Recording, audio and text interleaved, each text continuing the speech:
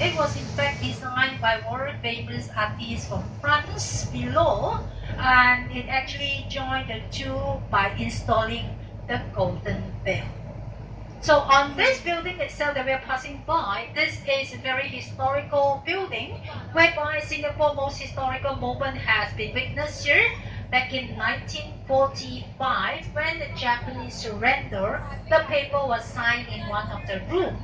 And exactly 20 years down the road in 1965, our late Prime Minister, Mr. Lee Kuan Yew, actually declared Singapore a republic sovereign. Remember when we flash back when he was proclaiming Singapore as a republic sovereign, it was so emotional. Alright, for he believed in the merger with Malaysia. For we have friends and relatives in Malaysia, same thing for Malaysia, they have their friends and relatives in Singapore.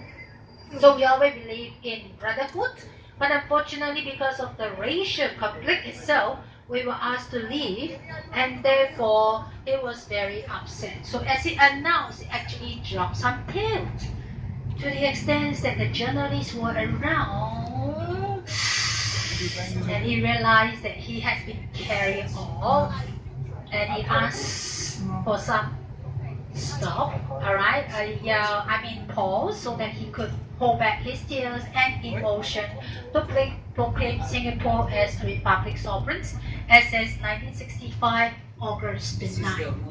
So we're passing by the Singapore tallest hotel and now Singapore oldest hotel, the Raffles Hotel. You may have heard about stories, and this is Singapore only suite room hotels, and the stars celebrity of the hotel is Mr. Singh, as you can see him.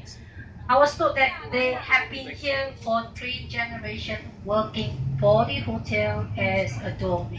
Everyone comes here will be so attracted by his uniform that they request to take pictures for him, and thereby he became a celebrity. Okay, right, we're passing by what we call the beach road. Anybody want to try guessing why is this called the beach road? Yeah? No? Come on. Why? Because this is originally where the beach is. But because we are small in size, we have been reclaiming land, and therefore when we lost the beach, we just like to call it the beach road to remind us where the beach used to be.